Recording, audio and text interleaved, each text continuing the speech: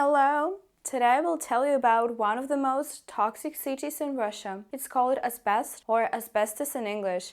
It's a small city with 60,000 population right now. And I've actually lived there for 20 years. This town is filled with asbestos. Half of the population here works in asbestos mines. Asbestos is literally everywhere. Tiles, asbestos sand between them, rocks on the ground, trash bins. Asbestos is literally everywhere. Every day, except for maybe weekends, there is a big boom at 4:30 p.m. They mine the mines that way. Just blow it up and collect asbestos, while asbestos dust is flying everywhere. Every day in the evening, there is a big smelly smell of some chemicals from another factory forest. It smells like a concentrated smell of stewed cabbage. Wow. What's interesting is that a big chunk of this town was built by German prisoners who were fighting for Germany and taken as captives, so they built a lot of buildings here while they were prisoners of war. But let's talk about the city more specifically. The city, more like a town, was founded in 1889. In 1885, a member of the Ural Society of Natural Science Lovers, Alexei Ladizhinsky, discovered an asbestos deposit in that specific location where the town itself later was founded. It was first called Kudelka, and in 1897,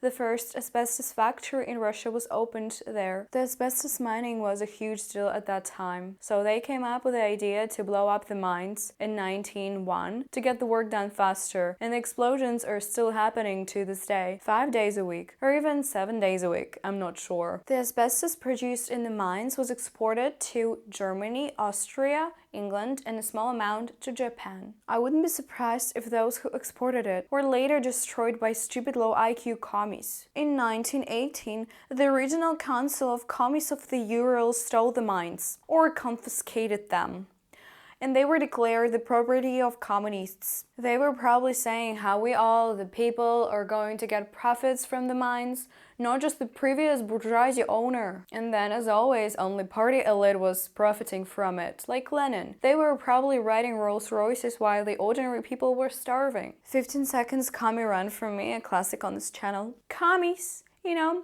destroying millions of lives for the sake of a stupid comic fairy tale is a good thing, but doing business is a huge crime. Never forget, a commie equals to a psychopath, an unstable infantile, low IQ, human-hating creature who doesn't value a human life. Never be a commie. Never forget that Lenin used to own a few Rolls Royces while millions of people were starving. Because Lenin was stealing their harvest to feed the bloodthirsty low IQ army who were destroying true Russians, European Russians, who were friends with Europe, Britain, and USA. Thanks to those barbarians, sadly, Russia now, it's what it is now. During World War II, several prisons for prisoners of war were opened in the city. Hospitals for wounded soldiers were also opened there. One of them was located in the building of my school. This building is still here in the town, by the way. But that's history. Let's talk about life in this town. So I was born here. I went to the ballroom dancing, and I was attending those dancing classes for 11 years. And almost every weekend, that was a dancing competition. And this is where I first learned what Russia is. So me and my dancing partner were competing against other couples or teams where there's a girl and a boy. So we were dancing really good, and others did well too. But there was one couple or team that did really bad. It felt like they only started dancing recently. And guess what? They won! Everybody was saying, like, how did this happen? They were too bad to win, and when they got the prize, their parents showed up to celebrate with them. And guess who the father was of the girl who won? I'll give you 3 options to guess. An asbestos miner, a taxi driver, or a wealthy man from the city administration, the government guy. Think twice before answering. Her father was an asbestos miner, of course. Nah, it was the government guy. And when we were driving home, my parents told me that he 100% paid the jury, so his untalented daughter can win it. And this is when I realized how things work here. So as I've said, a lot of people here work in asbestos pit mines. They mine asbestos. A few years ago in the store, I've heard people talking about how lucky they are to work there. One of them said, I just drive Belas, a big car. I just drive Belas for 12 hours a day and I get paid 30k rubles a month. I'm so lucky to have that salary because I didn't learn anything, but just driving that thing.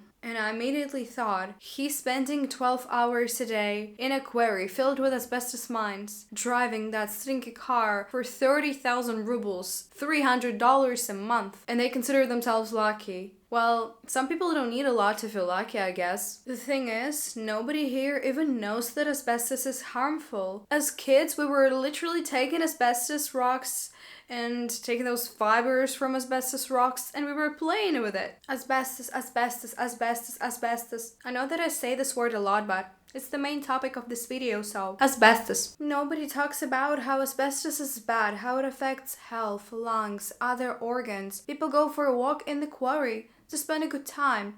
You go to Central Park, we go to asbestos quarry. Everything here is filled with asbestos. The trash bins are made of its fiber, and the sign of them proudly says asbestos trash bins. And if you look closer, you can see those little fibers of it in the bin. Asbestos in the sidewalk, asbestos between the tiles. They actually use asbestos dust for the tiles, so they are holding together and there are no holes between them. This is just a small Russian city, town, doesn't matter. In the past, life here was very depressing, especially if you were raised on Western movies, cartoons, YouTube channels about USA, UK, Europe. When I was a teen, I always disliked where I lived and I always loved Western places.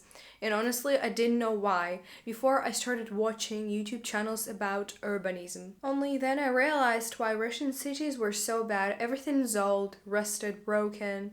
But it's a different topic. You can watch my video about it called Typical Russian City. Life in ASBEST was boring, kinda depressing.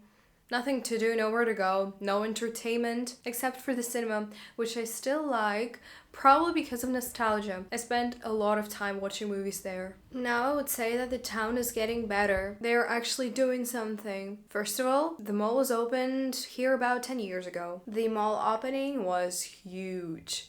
You could find actual brand clothes stores there, not like H&M, of course, but Russian brands, and it was still a huge deal. Before, you could buy things only at random places that were called super fancy model store with poor quality Chinese clothes. I still remember the shop in the basement of a comic block. It was called Gentleman, with a picture of a man in a fancy suit on the door leading to that store. It's closed now, but it was hilarious. A poor-looking comic block with a fancy suit store in the basement. The biggest thing, bigger than the mall opening, was the opening of Burger King.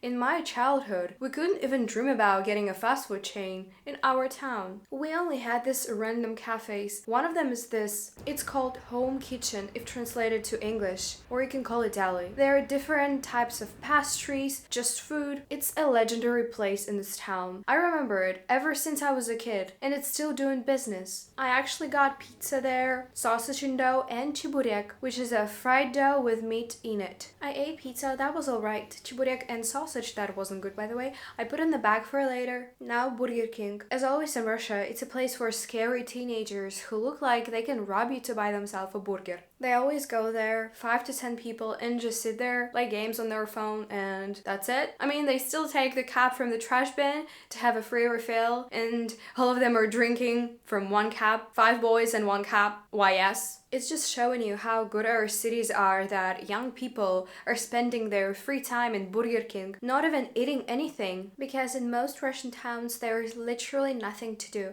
No entertainment, nothing. But now in 2024, they're actually doing something, like they renovated an alley here, they put new tiles with asbestos dust in between, with cheap plastic, Chinese AliExpress symbol of asbestos. They renovated another alley and renovating an amusement park here. First time something is happening in ASBEST in 50 years. Then I went to film in asbestos quarry. I met a stray dog and I gave her that sausage and chiburek. When I was getting to the official observation deck that I found on maps, 5 stray dogs started barking and running towards me. They were at this checkpoint to the quarry. I had no choice but to quickly leave and find another way into the quarry. While searching for it, I saw a few beware of explosion signs, which I successfully ignored, and found a way, so here it is, an asbestos quarry. This is the reason why this town exists. If there was no quarry, there'll be no town. This even has its own name. a mono-city. Mono-city means the city is built because of one city establishing place like factory, quarry,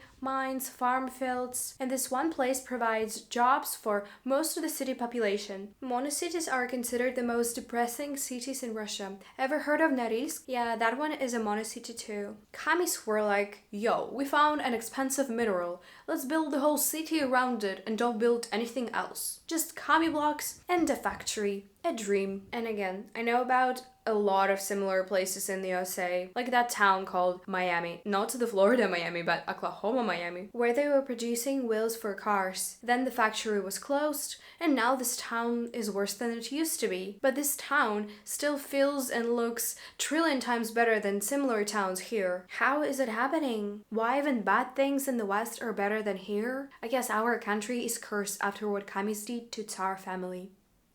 So ASBEST is a small town with very limited, joyful, happy things. There is nothing to do. You cannot spend a good time there unless you find it very interesting to sit in Burger King in Chip Mall for the whole day. At least now, unlike 10 years ago, you can eat something new, burgers, pizza, donuts, buy a coffee. Again, thanks to the mall, the main hub in the town. And of course, you can have a good calming walk into asbestos-filled quarry. Very, very good Russian spa. In my childhood, there was literally nothing. The only things that we did when we were kids, jumping on the garages, beating the puddles with a stick, just roaming the streets. And we were watching American stuff. A lot. Thank God for American movies and cartoons. If not for them, I wonder how good my childhood would be if we had only Russian movies where they glorified bandits. Every single Vatnik, should be grateful because it was America who provided those Vatniks a happy childhood. Shrek, Pirates of the Caribbean, Jimmy Neutron, Hey Arnold, Disney movies. All day, every day, we were watching this. I think it's the only reason why we were not clinically depressed at 7 years old. When outside looked like this. When your parents were not buying you chocolate bars because they didn't have money. Only American things were giving us joy. The town was established in 1889, but you cannot find a lot of historical buildings here. ASBEST is located near the quarry, and as it was developed, it moved away from it to the west. The old buildings were swallowed up by the quarry. As a result, the old city buildings are now at most 60 to 80 years old, but even this you can count on the fingers of one hand. Without proper care, these old buildings deteriorate, collapse, and are gradually demolished. As an example of the town being swallowed by the quarry, there used to be a road. Now the road leads nowhere. Like a lot of roads in Russia lead nowhere, sadly. But sometimes nowhere is not that bad. Sometimes roads can lead you to the place where you shouldn't be, where bad things can happen to you if you take the wrong road. Sadly, a lot of people have already gone down this road. But that's not about me. My road leads me to the amazing place. But sometimes it can be difficult, like today. It was hard for me to record this video. I have been coughing for almost 2 weeks non-stop. Whether I have bronchitis or laryngitis, I don't know, but I feel better now. 3 days ago, I had coughing episodes for like 30 seconds every 2 minutes. So I'm releasing this video later than the previous ones. But what else is difficult on my road to the west? Donation services that I use in the videos to monetize my content are not working well anymore. PayPal is not working with the donation side right now. They say that they are fixing it, but I think it wouldn't work anymore, or will work but very, very late. I just finished editing the video and I got a donation on a site called Boosty. If you consider supporting me, try this site first, and if it doesn't work, try the second site. It's also a Netherlands site, so don't worry about your payment method safety. It's safe, and I used it for years. Thanks a lot. The USA and European credit cards are working with the donation side, but 80% of the people who try to use it are getting an error, which is solved only when you call the bank and tell them, I want to make a donation, don't block it. And obviously a small amount of people are going to do it because it takes extra steps and most people don't really care. But I have a solution. I'll go to Kazakhstan to make a banking account, to get a SIM card and other documents so I can use proper services that are used everywhere in the world, such as PayPal. I'll obviously make a video about this trip, but I need money for this trip because only tickets there cost $350, not including hotel, food and other expenses. So you can donate using that site in the description. It's the Netherlands site, very safe, but you might have an error and you can solve that with your bank support. Or you can use YouTube Thanks, which is also a very good method. But please, please, please, if you use an iOS device like iPhone or iPad, could you please take one extra step and do it on your PC or laptop? Because if you use it on iOS device, iOS app, it will cut your donation in half. Apple will take 50% of your donation, which you probably didn't know happens. I appreciate your support. Thank you for watching my video. Follow my pages everywhere. Thank you. Bye.